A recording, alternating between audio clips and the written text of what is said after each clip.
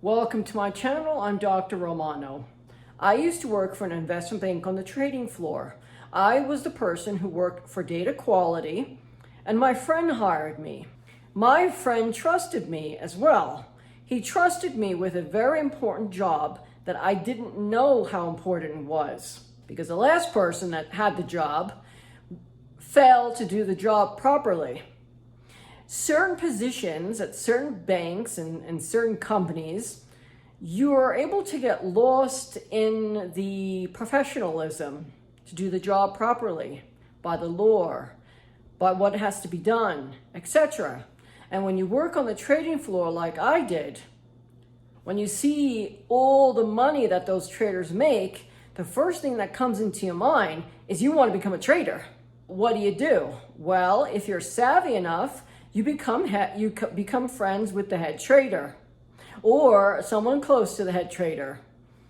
Well, it just happened to be that my job was to deal with all the head traders on a global basis.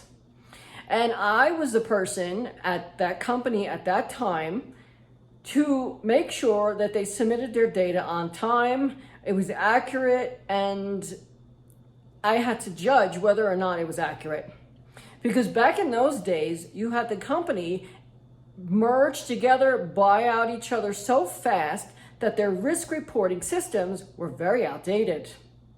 So back then, they put their data in an Excel sheet and they sent it through the system.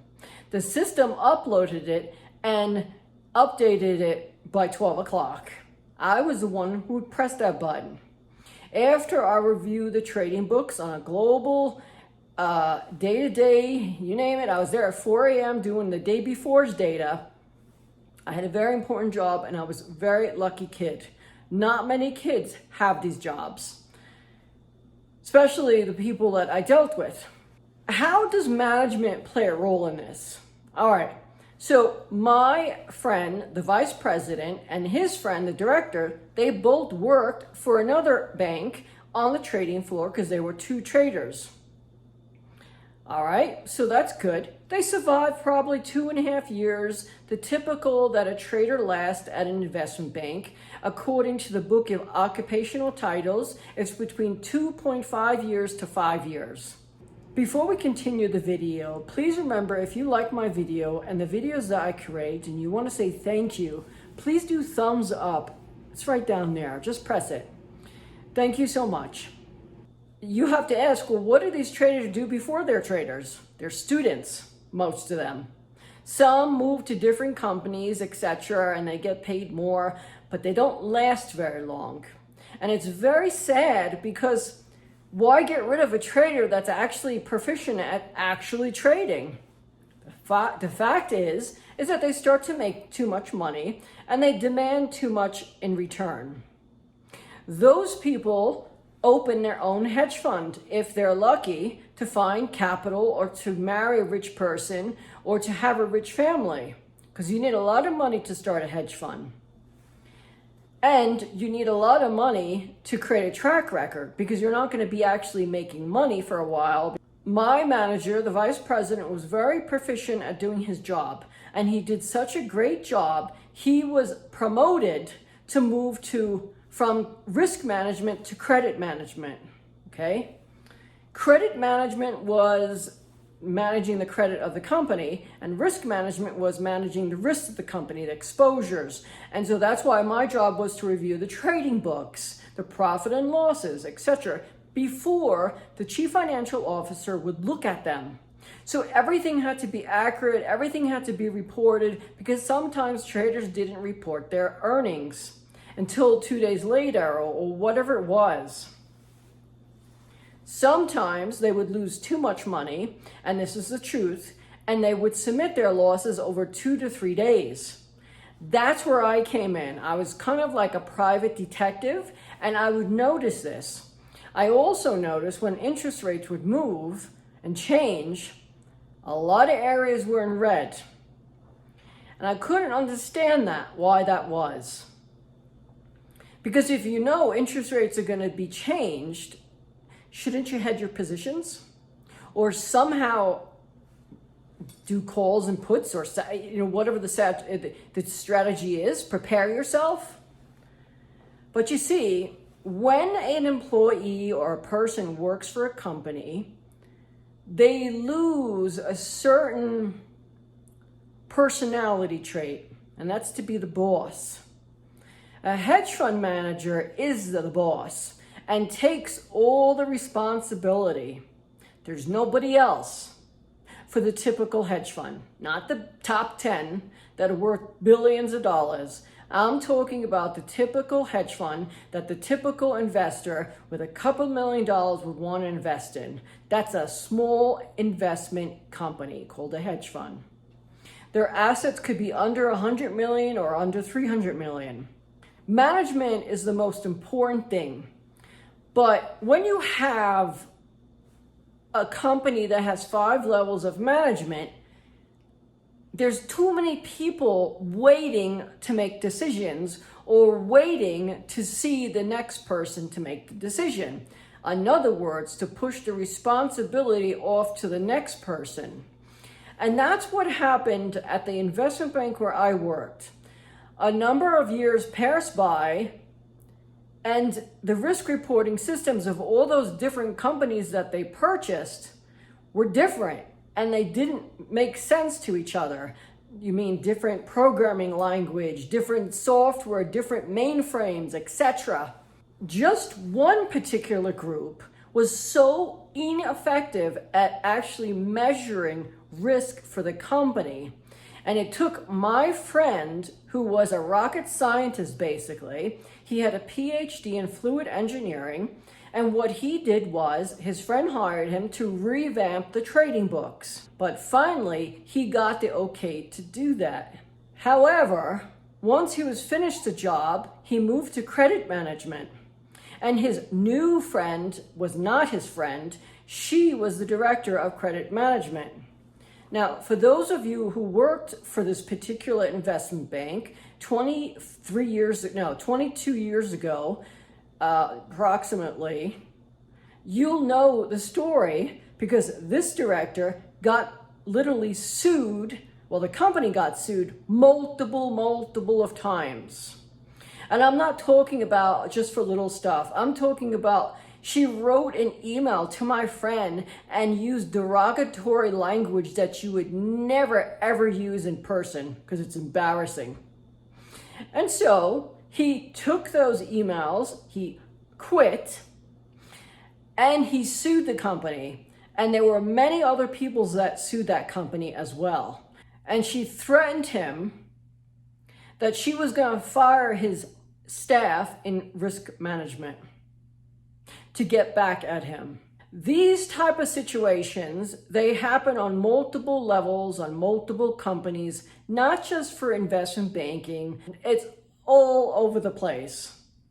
And there are certain types of people that they become these directors, these CEOs of the companies, but it doesn't mean that they're proficient at doing their job or knowing every part of their job. The only thing they're good at is knocking down their competition from the day they start. I had a coworker who would submit data on my terminal when I was in the bathroom. He would walk over to my desk as soon as I was walking away and touch my keyboard so it wouldn't lock. Now I know this because the guy behind me on the trading floor, he told my friend, the vice president. The vice president told me, "You got to watch yourself, Anthony." Now, at that time, we didn't really know what was going on. He was trying to get rid of me because he wanted his job back. Because it was a high-profile position. Not that we made so much money. We didn't. We made not even, at that time, it wasn't a lot compared to what a director or a vice president made, or even a senior analyst. But because of my job, I had direct access to head traders at the company. And those are future connections that you make and possibly future job offers. He was extremely competitive and a bully. He would look at my suit jacket. It was on a hanger behind my desk. And he would look at the label and he would say, "Where did you get the money for that?" Then he was asking a number of other questions that were very rude, etc. When my friend, the vice president, moved to credit management, that female director was now the head of our group. So somehow she had even more groups to manage. And why am I telling you all this information is because what does she know about data quality? The point is that competition at the workforce is very ineffective and it creates bad management because they promote those bullies out there who eventually become CEOs, etc., and high positions as directors, etc. For the majority of these people, they are so incompetent at what they do, it's so sad. The only thing that they're actually competent with is getting rid of their competition. And for those of you out there that either got fired and couldn't understand that you did such an incredible job, you were so knowledgeable about your job, but you didn't get that promotion. You didn't get that promotion because your competition was getting rid of you from the beginning. This person that I worked with, he would tell the people on the director level and the vice president level and the people outside our group how incompetent I was. The fact was, I was not incompetent at all. He staged a number of situations to get me fired. So, for example, remember I told you where he was submitting the data on my terminal? It was the risk, the profit and losses of the company. And so he would remove the day before's data so that when I would look at them, I wouldn't see that area overexposed. And then after I was done my job and I would go to lunch, he would put back the original data. And of course, the particular area was overexposed and there was no investigation as to why that wasn't red, meaning overexposed. They lost too much, in other words. Of course, my friend wasn't there that Friday. The director of the group, I can't say his name, he called me up and he says, if this happens again, we're going to have to fire you. We're going to speak with your vice president about this. The vice president, which was my friend, he came back Monday and his face was red. I thought I was going to get fired. And I says to him, there's got to be an explanation. But unfortunately, he was very busy that week and he had to go away again. And so the next Friday came about. And guess what happened? There was another area that was overexposed in red and somehow I missed it. That coworker of mine that wanted me fired, he did the exact same thing. But this time, he did on his computer because he got away with it. So he submitted the day before's data on a couple of areas that were overexposed. In other words, when I would look at it, that area wasn't overexposed. And then when I would be done at 12 o'clock, I would go to lunch, he would update it with the correct data. Now, this is a very, very cutthroat type of job.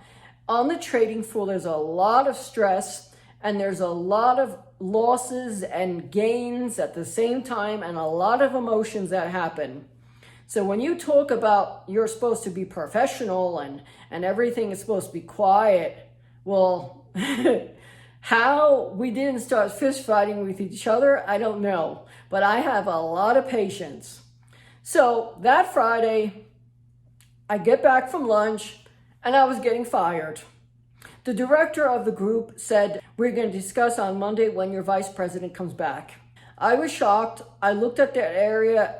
I didn't see that in red. And I waited Monday. I couldn't sleep the whole weekend. And I thought I was gonna get fired.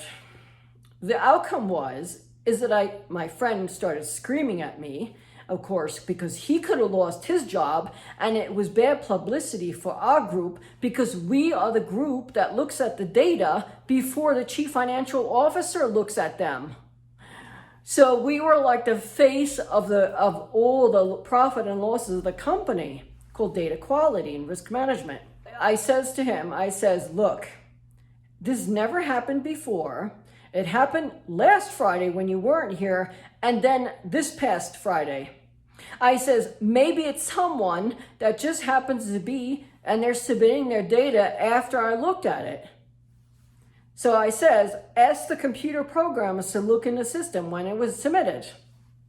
Well, they looked in the system to see if any files were submitted from the time I got to work until 12 o'clock when I was done.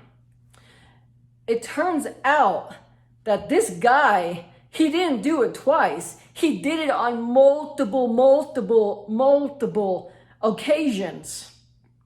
It just happened to be that those 2 times were the most biggest exposures. Of course, by then, it was like I was the screw up of the company. I received a phone call, and I remember what it was like. I was almost ready to go for lunch. I thought that they were going to fire me, and I was never coming back to my desk. I put my keys in my suit. I took everything out of my desk that was, I could fit in my pockets. And I got a phone call. It was my friend, the vice president, and those type of jobs you get through your friends. And maybe a small percentage of those people that work in those groups are actually recruited from Ivy League schools. So he says, meet me at the elevator. At that moment, I realized I was getting fired. I didn't want to cry, because crying that's for baby. I'm not no 6-year-old or 5-year-old. I was a young man at that time. I was early 20s. And I knew at that moment how lucky I was. I knew that I'll probably never get a experience like this ever. And because it was only a year and a half at that time, it wasn't enough to get another job. Well, I get into the elevator, and it was actually on the 9th floor, on the 9th elevator. And it just happens to be that was the year 1999. And my birthday is all 9s that year. So, I knew I was lucky. And I look at their face as I got into the elevator, and I had to look down because they weren't red. It wasn't like they were angry. The doors closed, and basically he said, you can't tell anybody this. Did anybody see you leave? And I says, no, nobody was there. The person had submitted the data after you reviewed it, and he told me who was responsible. It was my coworker. It came from his computer, and it came from my computer. Not only this, but he told me, we looked at the film footage, the cameras. He said he's done this multiple times. Press your keyboard as you're walking away. And I had no idea. So, of course, the guy that sat behind me, he went and told the vice president, my best friend, about what he saw. The other guy that was in the back row, who I used to have lunch with, a friend of mine that became later friends, he told me, you need to be really careful, Anthony, something's going on. But I didn't understand, why would someone do that? Because I was so naive, I was so young. I would never do that to anybody, ever. There's no possibility. I have never stolen anything. I mean, a pencil at work, that's not stealing really. That's just, that's what it is. But I never stole anything at like a supermarket, ever, anywhere. And for someone to do that to me, I just couldn't understand how much that person hated me. The director and the vice president in the elevator says, "You cannot tell anybody." And they kept pressing the button of the elevator to keep it from, going. And I says, "What do you mean I can't tell anybody?" He says, "If this is known to the public that the books of the investment bank are being cooked, we will all get fired." So I says, "Okay, so what are you going to do about my coworker?" I can't tell you his name. And they says, "Well, we can't say anything. So you're going to have to go back to your desk, make believe like there's nothing wrong. And when he starts with you, you have to walk away from your desk and make sure your computer's locked." And they said that they would keep an eye on him. So in the world of investment banking, as I mentioned, people usually last 2.5 years the most. They knew that there was a change that was going to happen, and they didn't want to bring it to any type of publicity whatsoever. Because that's why our group, Data Quality, was created. You see, it wasn't just to get the head traders to submit their profit and losses on time, accurately, but it was to make sure that no one was cooking the books. The Bank of England would have put us out of business. And so that's why our group was secretly created. We were called Data Quality, but it was a lot more. Because on a number of occasions, I picked out traders cooking their books. In other words, instead of showing a loss of 15 million on Friday, they would submit it over 5 days or 4 days. And so as the systems and the computer systems and the technology became more efficient, because at that time you have to remember, the technology was doubling every time you would look at it. So the banks didn't want to spend $4 or $5 million for a mainframe computer if as soon as they install it, it's outdated and they could get a cheaper one. So that's why it took so long for them to revamp the trading books. Now, everything I tell you in this video is 100% accurate. It's true. And I'm not telling just a story, but I'm telling you how evil people at work. The outcome is that later on, the World Trade Center collapsed. And it was a very, very frightening time period, because God protected me. God protected me because at 8 in the morning or 8 around that time, at that time period, I would have been. And that's my story. Please remember, if you like my videos, to subscribe and you'll see my future videos. And as well, please do thumbs up down there if you like my video. And please say thank you by doing thumbs up. Finally, please share my video with at least 5 people. And lastly, please remember to send me messages to live chat. I'll make future videos just for you. Thank you so much for watching.